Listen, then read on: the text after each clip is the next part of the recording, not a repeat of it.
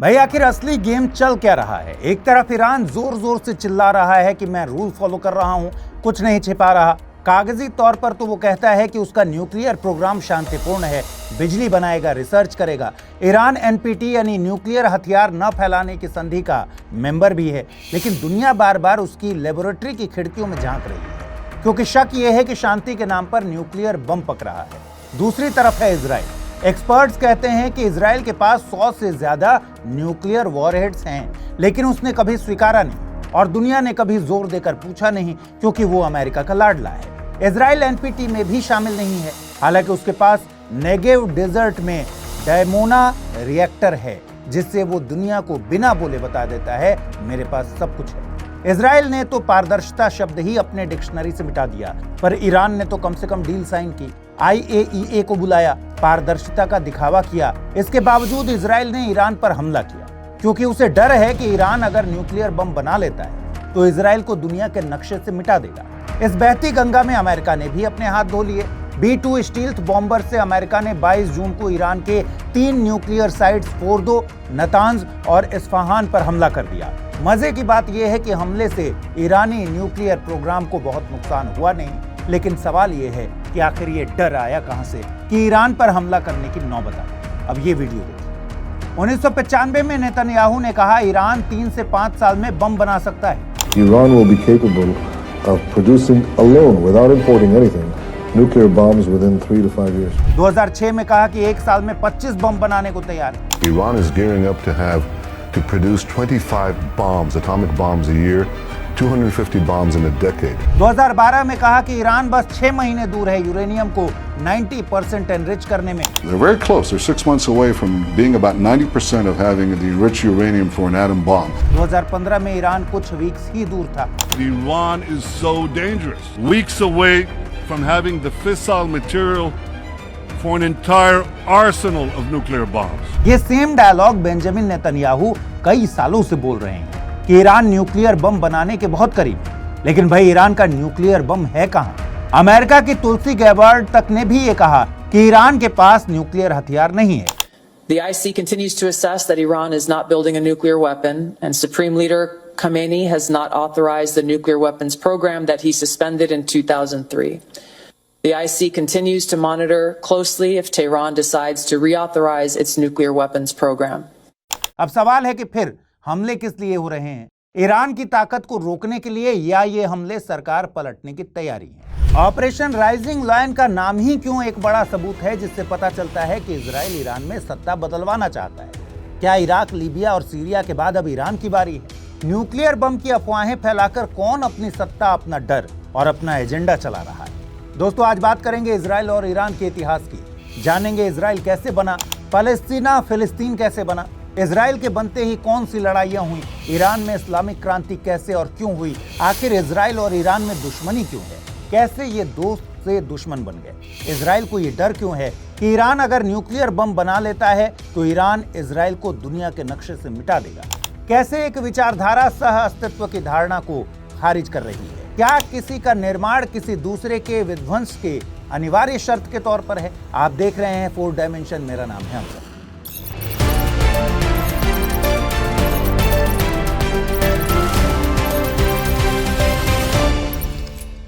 UPSC की तैयारी का हर दिन कीमती होता है और हर कल की राह आज से ही बनती है। तो क्या आपने प्रतिज्ञा ली है अपने आईएएस सपने को साकार करने की?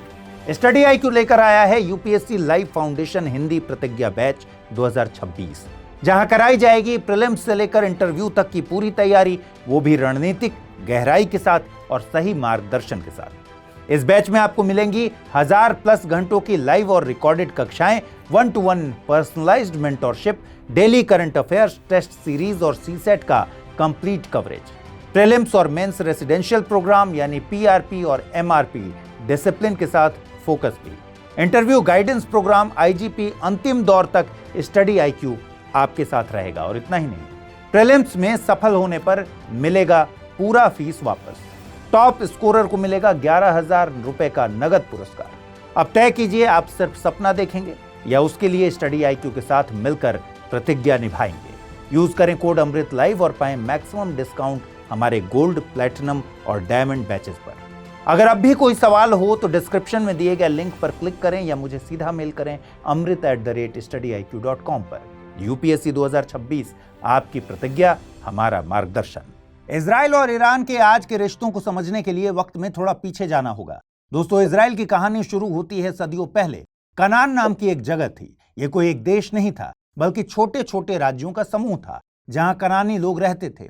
आज से कंपेयर करें तो कनान आज के इजराइल, फिलिस्तीन, लेबनान, पश्चिमी सीरिया और जॉर्डन के कुछ हिस्सों तक फैला था।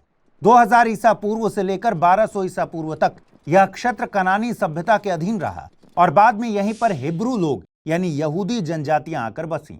यहूदी ये मानते थे कि यही वो जमीन थी जिसके लिए ईश्वर ने इब्राहिम और उनके वंशजों यानी यहूदियों को वायदा किया था।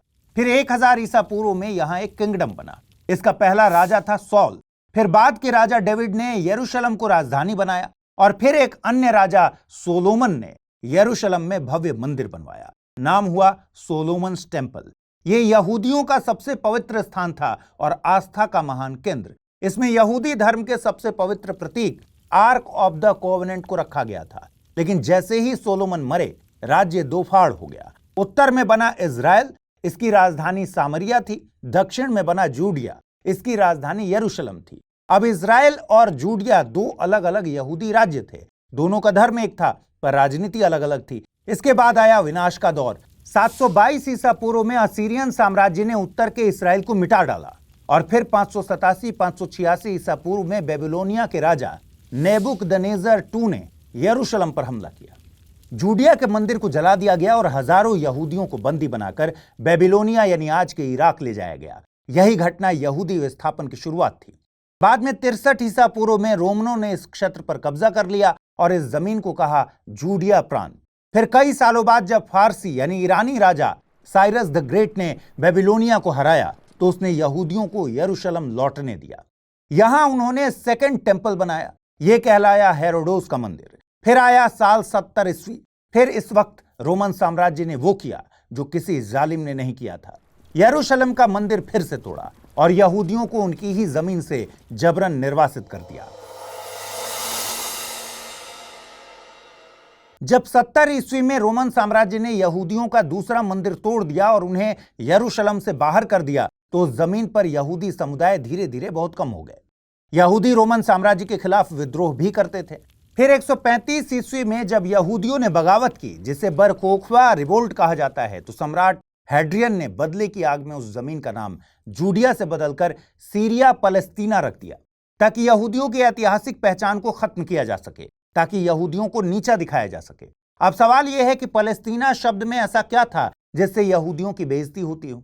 दरअसल पलेस्तीन कोई आज के अरब मुस्लिम नहीं थे, बल्कि ये एक प्राचीन खूंखार समुद्री जनजाति थी जो ग्रीस की ओर से आई थी। ईसा पूर्व 12वीं सदी में ये लोग कनान के दक्षिण पश्चिमी तटीय इलाके यानी आज के गाजा और आसपास के इलाके में आ बसे थे।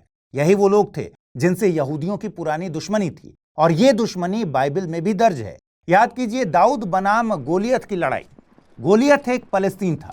जूडिया का नाम पलेस्तीना रखना दरअसल रोमन सम्राट हैड्रियन का एक तरीका था सांस्कृतिक सफाई का। सोचिए यहूदियों के लिए ये कितनी शर्म की बात रही होगी कि वो जमीन जिसे यहूदी अपनी धरोहर मानते थे उसे उनके ही दुश्मनों के नाम से पुकारा जाने लगा। एक बात और काबिले गौर है कि इस समय तक इस्लाम धर्म का उदय नहीं हुआ था और अरबी मुस्लिम यहां नहीं रहते थे। हालांकि अरब एरिया के लोग जैसे कुछ व्यापारी, कुछ खानाबदोश जरूर इधर उधर आते थे, लेकिन उनका स्थायी निवास पलेस्तीना नहीं था। बहरहाल अपनी जमीन से निष्कासित होने के बाद जूडिया यहूदियों के लिए एक सपना बन गया। यहीं से शुरू हुआ जूइश डायस्पोरा। एक पूरी कौम दुनिया भर में बिखर गई, लेकिन ये टूटे नहीं। ये एक दूसरे से कहते थे नेक्स्ट ईयर इन जेरूसलम। ये सिर्फ शब्द नहीं थे, ये उम्मीद थी। यहूदियों के लिए यरूशलेम सिर्फ एक शहर नहीं था, वो उनकी पहचान था। लेकिन उनको अपनी जमीन इतनी आसानी से मिली नहीं। अभी तो यहूदियों को बहुत कुछ सहना था। दोस्तों, क्या आपके मन में सवाल आया कि आखिर पलेस्तीना फिलिस्तीन कैसे हुआ और यहां मुस्लिम्स कब से रहने लगे? इसका जवाब है 7वीं सदी के बाद। दोस्तों, जब इस्लाम का उदय हुआ और पैगंबर मोहम्मद के बाद खलीफाओं ने विस्तार शुरू किया, 638 ईस्वी में खलीफा उमर इब्न अल खत्ताब ने यरूशलेम पर कब्जा कर लिया और यहीं से शुरू हुआ अरबों का स्थायी आगमन। शब्दों पर गौर करिएगा, स्थायी यानी परमानेंट। इसके पहले अरबी लोग व्यापार के सिलसिले में इधर आते थे। जैसे पहले बताया, लेकिन ये स्थायी तौर पर नहीं था। खलीफाओं ने जब अपना विस्तार शुरू किया तब इस इलाके में इस्लामी सेनाएं आईं और साथ में आया अरबी प्रशासन, अरबी भाषा और एक नई सांस्कृतिक पहचान, और पलेस्तीना बन गया फिलिस्तीन। धीरे धीरे ये पूरा क्षेत्र इस्लामी खलीफत का हिस्सा बन गया और वहां के समाज में अरबों की स्थायी बसावट शुरू हो गई। इस तरह एक जमीन जिसने पहले यहूदी पहचान देखी, फिर रोमन जनजाति का बदला झेला और अंत में अरब संस्कृति में ढल गई। बहरहाल अब आगे देखते हैं कि इजराइल कैसे बना। बाहर निकाले जाने के बाद यहूदी पूरी दुनिया में फैल गए थे, लेकिन फ्रांस, स्पेन, जर्मनी, हर जगह उन्हें देखा गया एक अलग नजर से। कहा गया ये अजनबी हैं, कहा गया इन्होंने ईसा मसीह को मारा। यही सोच पोग्रोम्स में बदलती रही। पोग्रोम्स यानी किसी धार्मिक या जातीय अल्पसंख्यक समुदाय के खिलाफ हिंसक हमले और कत्लेआम। जहां जहां यहूदी बसे वहीं वहीं लूटे गए, मारे गए, जलाए गए। लेकिन फिर 19वीं सदी में जब यूरोप में राष्ट्रवाद का तूफान उठ रहा था, हर कौम अपनी पहचान खोज रही थी, तब एक यहूदी पत्रकार थियोडर हर्ल ने कहा, the Jews are one people, we need one land. इसने 1987 में फर्स्ट जायोनिस्ट कांग्रेस बुलाई, दुनिया भर से यहूदी नेताओं को इकट्ठा किया और वहीं तय हुआ, जहां कभी हमारा मंदिर था, जहां से हमें निकाला गया, अब वहीं हम अपना देश फिर से बनाएंगे। यही कहलाया जायोनिज्म। एक आंदोलन, एक सपना, एक संघर्ष जिसने इजराइल की नींव रखी। लेकिन अभी जायोनिज्म अपनी परिणति तक नहीं पहुंच पाया था। साल था 1917, प्रथम विश्व युद्ध का दौर। इसी साल ब्रिटेन ने एक चौंकाने वाला ऐलान किया। यह कहलाया बाल्फोर डिक्लेरेशन, जिसमें लिखा था ब्रिटिश सरकार यहूदियों के लिए फिलिस्तीन में एक राष्ट्रीय घर की स्थापना का समर्थन करती है। मतलब यहूदियों को अब फिर से अपनी जमीन मिल सकती है। पर यहीं एक और ट्विस्ट था। उसी समय ब्रिटेन ने अरब नेता शरीफ हुसैन से भी चुपचाप एक वादा कर लिया था। कहा, तुम ऑटोमन खिलाफत के खिलाफ लड़ो, हम तुम्हें स्वतंत्र अरब राष्ट्र देंगे, फिलिस्तीन सहित। यानी एक ही जमीन के दो वादे हो गए, यहूदियों को भी और अरबों को भी। यही ब्रिटिश दोहरी नीति बाद में फिलिस्तीन की धरती को सदियों के संघर्ष में धकेलने वाली नींव बन गई। फिर आया दूसरा बड़ा मोड़। यह था द्वितीय विश्व युद्ध और हॉलोकॉस्ट। हिटलर ने गैस चैम्बर्स में, श्रम शिविरों में गोली मारकर 60 लाख से ज्यादा यहूदियों को मार डाला। गैस का इस्तेमाल किया गया। दुनिया का सबसे बड़ा नरसंहार था। अब पूरी दुनिया में यहूदियों के लिए एक सवाल खड़ा हो गया कि भाई अगर अब नहीं तो कब, अगर यहां नहीं तो कहां। यानी अब उन्हें एक स्वदेश की जरूरत थी। यह मांग सिर्फ धार्मिक नहीं बल्कि नैतिक रूप से भी जायज लगने लगी। पश्चिमी देश जो पहले खामोश थे, अब शर्मिंदा थे।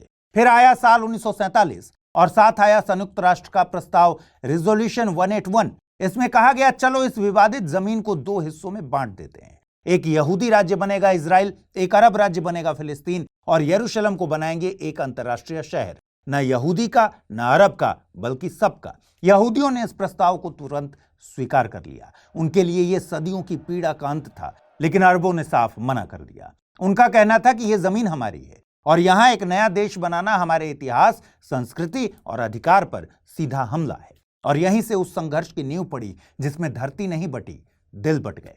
इसी संघर्ष की आग से 1948 में इजराइल बना और उसी पल पहला अरब इजराइल युद्ध छिड़ गया।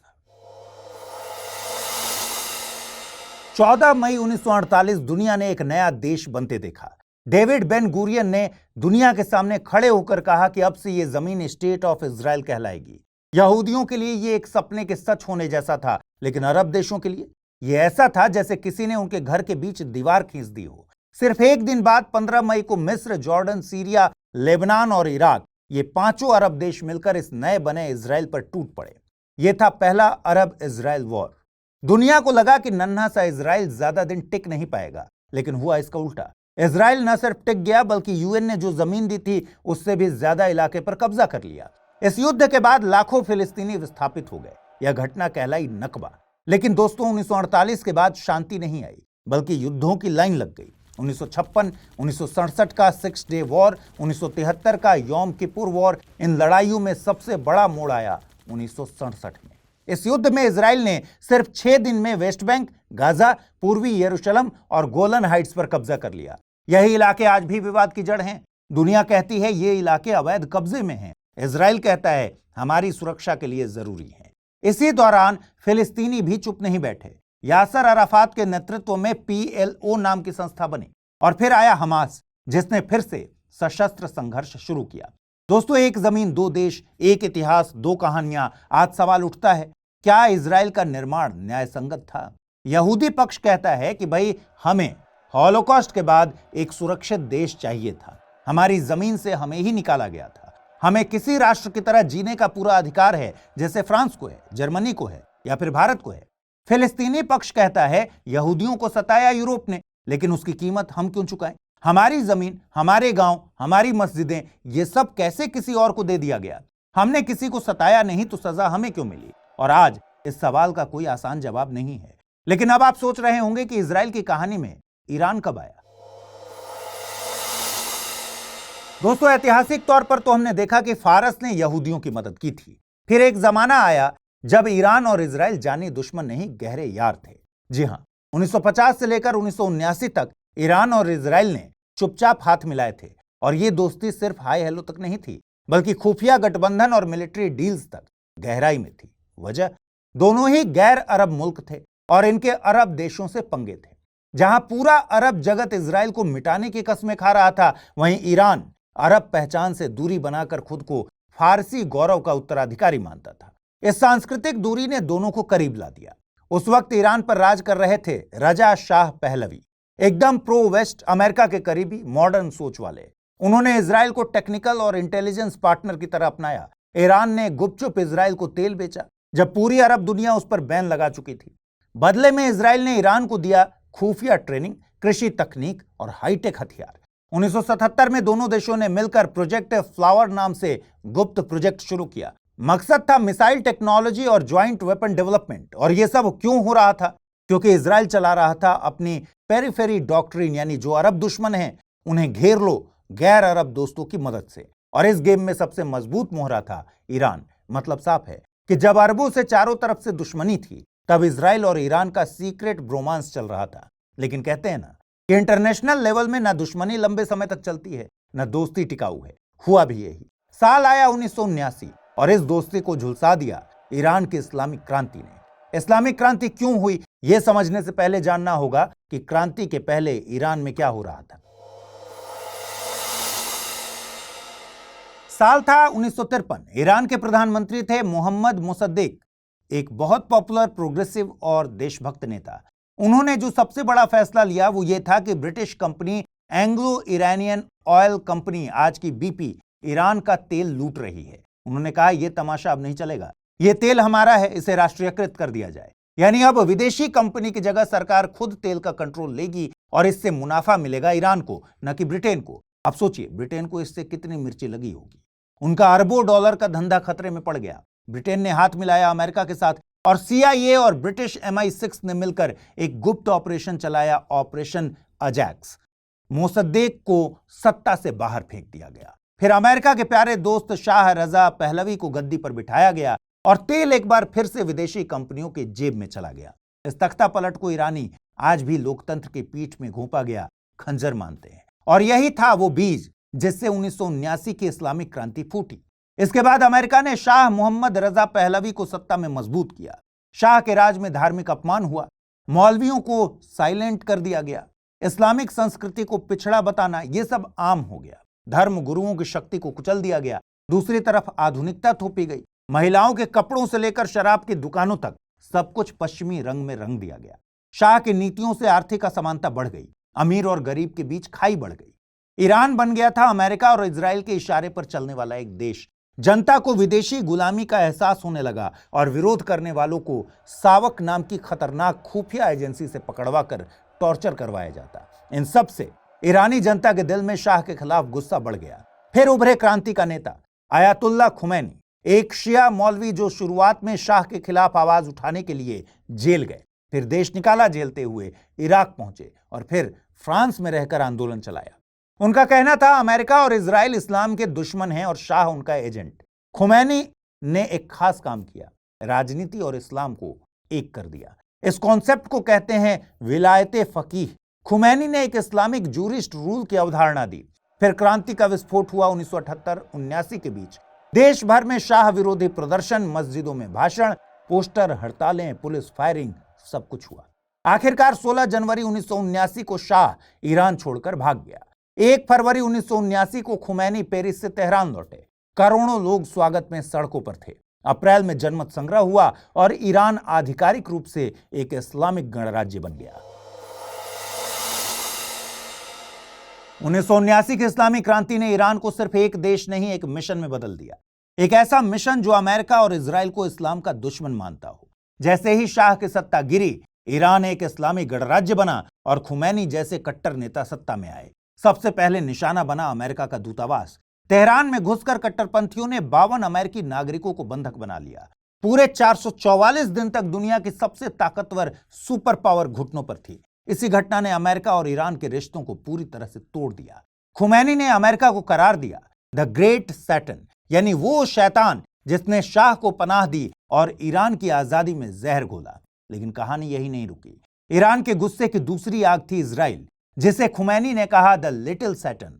ईरान का आरोप था कि इजराइल ने फिलिस्तीन की पवित्र जमीन छीनकर इस्लाम का अपमान किया है। इसलिए नई इस्लामी सरकार ने इजराइल को देश ही मानने से इनकार कर दिया। उसने कहा जायोनिस्ट एंटिटी, यानी एक जालिम और अवैध ताकत। तेहरान स्थित इजरायली दूतावास को रातों रात फिलिस्तीनी दूतावास में बदल दिया गया और आज तक वही दूतावास वहीं मौजूद है। ईरानी नेता खुलकर बोलते थे इजराइल को नक्शे से मिटा देंगे। दरअसल इस्लामी क्रांति ने ईरान को सिर्फ इस्लामी शासन वाला देश नहीं, पूरे मुस्लिम वर्ल्ड का लीडर बनने का सपना दे दिया। और इस सपने में सबसे बड़ा विलेन अमेरिका और इजराइल। तभी तो ईरान की राजनीति, उसकी सेना, उसका मीडिया, सब में एंटी वेस्टर्न और एंटी इजरायली जहर घुला हुआ था। और आज 40 साल बाद भी ये क्रांति थमी नहीं। उसकी आग आज भी जल रही है और उसका धुआं पूरे मिडिल ईस्ट को धधका रहा है। समझिए इसको। इजराइल कहता है if Iran gets the bomb Tel Aviv might not survive. Iran का मानना है as long as Israel exists Palestine can not be free. एक तरफ एक ऐसा देश जो खुद को एकमात्र यहूदी राष्ट्र कहता है, जो चारों ओर से दुश्मनों से घिरा है, लेकिन गर्व से कहता है हम धर्म के नाम पर नहीं, अस्मिता और अस्तित्व के नाम पर खड़े हैं। दूसरी तरफ एक क्रांति से पैदा हुआ देश ईरान, जो खुद को इस्लामिक क्रांति का झंडा बरदार मानता है। उसका सपना सिर्फ एक मजबूत ईरान नहीं, बल्कि पूरे इस्लामिक वर्ल्ड को पश्चिमी दखल और इजरायली जायोनिज्म से मुक्त कराना है। 1979 की इस्लामिक क्रांति के बाद से ये दोनों देश आमने सामने हैं। ईरान खुद को सिर्फ एक देश नहीं, बल्कि एक्सिस ऑफ रेजिस्टेंस का नेता मानता है, एक ऐसी धुरी जो इजराइल विरोध को अपनी वैचारिक जिम्मेदारी मानती है। लेकिन ईरान खुद सामने नहीं आता। वो खेलता है अपने प्रॉक्सीज के जरिए। वो अपने प्रॉक्सीज को सिर्फ हथियार नहीं देता, रॉकेट्स, ड्रोन, मिसाइल्स तो हैं ही, लेकिन साथ ही मीडिया, कल्चर और रिलीजन के जरिए एक सॉफ्ट पावर फ्रंट भी खोलता है। लेबनान में हिजबुल्लाह को हजारों रॉकेट्स, एडवांस हथियार सब ईरान देता है। गाजा में हमास को सपोर्ट भी करता है। शिया सुन्नी डिफरेंस होने के बावजूद ईरान इसका भी बॉटल फीडर है। सीरिया में शिया मिलिशिया को फंड करता है। ईरान की इस सोच को कहते हैं रिवोल्यूशनरी एक्सपोर्ट, यानी क्रांति सिर्फ अपने देश में क्यों हो भाई, पूरी मुस्लिम दुनिया को मोबिलाइज करो। कुल मिलाकर इजराइल अब तक सीधे ईरान से नहीं, बल्कि चारों तरफ फैले इन रिप्रेजेंटेटिव्स ऑफ रेजिस्टेंस से लड़ रहा है। अब बात करते हैं असल डर की। इजराइल को सबसे ज्यादा खतरा ईरान के न्यूक्लियर प्रोग्राम से है। क्यों? अरे भाई, दुश्मनी तो है ही। इसके अलावा ईरानी नेता कई बार खुलेआम कह चुके हैं कि हम इजराइल को नक्शे से ही मिटा देंगे। इसलिए इजराइल की एक पॉलिसी है प्रिवेंटिव स्ट्राइक डॉक्ट्रिन, यानी खतरे को उभरने ही मत दो, पहले ही कुचल दो। इसका एग्जाम्पल भी है। 2010 में इजराइल और अमेरिका ने मिलकर एक साइबर वेपन स्ट्रक्सनेट वायरस लॉन्च किया, जिसने ईरान की न्यूक्लियर सेंट्रीफ्यूज को चुपचाप बर्बाद कर दिया। 2020 में ईरान के top nuclear scientist Mohsen Fakhrizadeh की मिस्टीरियस असैसिनेशन हो गई, यानी उनकी हत्या कर दी गई। सारा शक इजराइल पर गया। और तो और सीरिया, इराक, दमिश्क, इस्फहान, नतांज, सब जगह ईरानी मिलिट्री सप्लाईज पर लगातार इजरायली एयर स्ट्राइक्स होते रहते हैं। कुल मिलाकर इजराइल का एक ही मैसेज है कि बॉम्ब बनने से पहले रोक देंगे, चाहे जैसे भी हो। अब आते हैं ग्राउंड रियलिटी पर। ग्लोबल पावर प्ले क्या है, यह सब क्यों हो रहा है, यह समझने के लिए आपको कहानी सुनाएंगे एक इंटरनेशनल मूवी की। मूवी का नाम है तेल का खेल।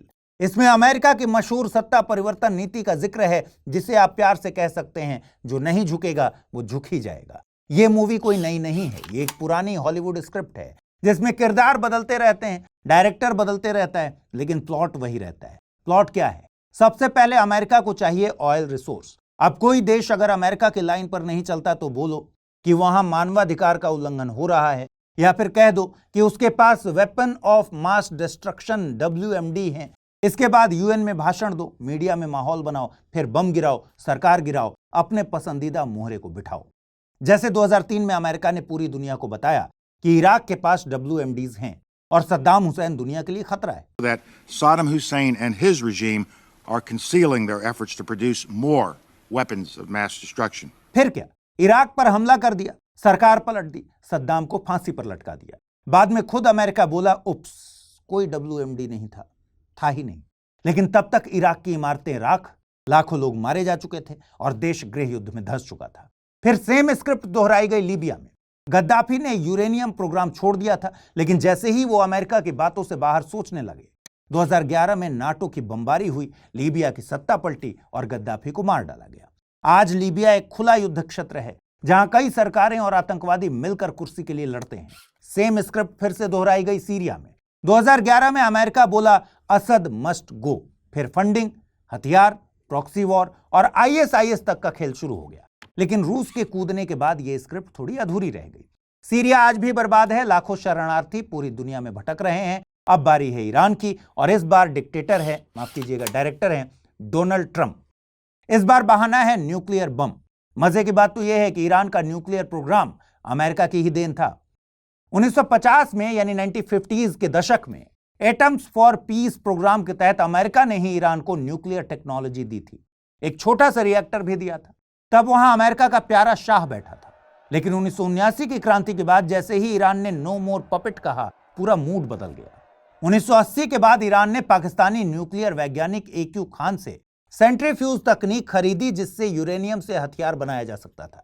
जब ईरान के गुप्त परमाणु स्थलों का खुलासा हुआ तो अमेरिका और यूरोप ने दबाव बनाया और फिर प्रतिबंधों का लंबा दौर चलता रहा। अब ईरान अमेरिका का भस्मासुर बन गया है। दूसरी तरफ रशिया और चाइना ये ईरान के साथ ट्रेड और डिप्लोमेटिक पार्टनरशिप बढ़ा रहे हैं। इसीलिए अब वही न्यूक्लियर प्रोग्राम जो कभी अमेरिका का प्रोजेक्ट था, आज ईरान में तख्ता पलट का बहाना बन चुका है। लेकिन गौर करने वाली बात यह है कि ये सब एक ट्रेंड को फॉलो कर रहे हैं। नेतन्याहू का वीडियो देखिए। If you take away the Soviet Union and its chief proxy, the PLO, international terrorism would collapse.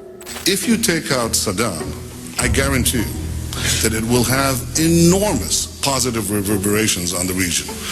Obviously, we like to see a regime change, at least I would, in Iran, just as I would like to see in Iraq. The question now is a practical question. What is the best place to proceed? It's not a question of whether Iraq's regime should be taken out, but when should it be taken out? Libya is, while no one is watching, under the cloak, is trying very rapidly to build an atomic bomb capability. I believe that the next step is to choose. It's not a question of whether you have to take action, but what kind of action and against whom. Today it's Tel Aviv, tomorrow it's New York. I understand America first. I don't understand America dead. 1982 में इन्होंने कहा कि अगर Soviet और इसके chief proxy PLO को हटा दिया जाए तो इंटरनेशनल टेररिज्म कोलैप्स हो जाएगा। 91 में सोवियत का विघटन हो गया। फिर 2002 में इन्होंने कहा सद्दाम को हटा दिया जाए तो रीजन में शांति आ जाएगी। अमेरिका ने सद्दाम को हटा दिया। लीबिया के बारे में कहा कि वो एटॉमिक बम कैपेबिलिटी हासिल करने पर काम कर रहा है। लीबिया भी तबाह कर दिया गया। नेतन्याहू ने 2002 में ही ईरान में रिजीम चेंज को लेकर भी बात की थी। वो साफ कहते हैं regime change is the only solution. अब ये भी समझिए कि क्यों कहा जा रहा है कि इजराइल ने हाल ही के हमले तख्ता पलट के लिए ही किए थे। आखिर ऑपरेशन का नाम राइजिंग लाइन ही क्यों चुना गया? ये झंडा देखिए, ये ईरान का झंडा है इस्लामिक क्रांति के पहले का। इसमें एक शेर दिख रहा है और उसके पीछे उगता हुआ सूर्य दिख रहा है, यानी राइजिंग लाइन। दरअसल इजराइल ईरान का दुश्मन नहीं है। इजराइल को बस खुमैनी के इस्लामिक शासन से दिक्कत है।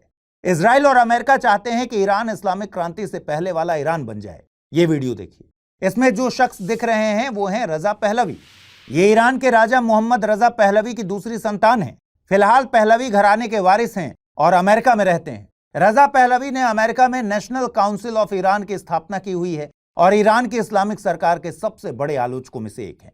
अभी हाल ही में पहलवी ने एक्स पर एक पोस्ट में कहा कि ईरान के सर्वोच्च नेता अयातुल्लाह अली खामेनेई भूमिगत रूप से छिप गए हैं और देश का नियंत्रण खो दिया है। उन्होंने लिखा, ये इस्लामिक गणराज्य का अंत है। अब समय है कि ईरानी जनता ईरान को फिर से हासिल करे। दोस्तों, आगे समय बताएगा कि ईरान में सत्ता बदलती है या नहीं। इस जियोपॉलिटिकल सिचुएशन के बारे में आप क्या सोचते हैं? कमेंट करके जरूर बताइएगा। आज के एपिसोड में इतना ही। जल्द मिलते हैं किसी और एपिसोड के साथ। तब तक पढ़ते रहिए, सीखते रहिए, बढ़ते रहिए। नमस्कार।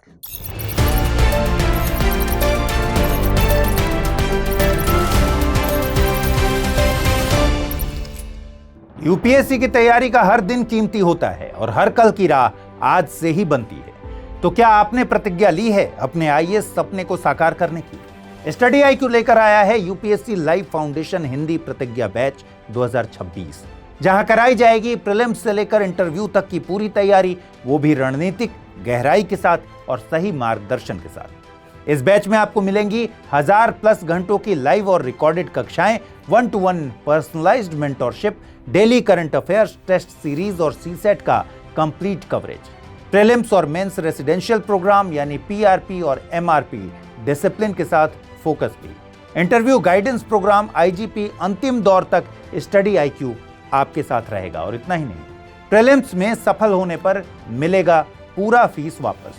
टॉप स्कोरर को मिलेगा 11,000 रुपए का नगद पुरस्कार। अब तय कीजिए, आप सिर्फ सपना देखेंगे या उसके लिए स्टडी IQ के साथ मिलकर प्रतिज्ञा निभाएंगे।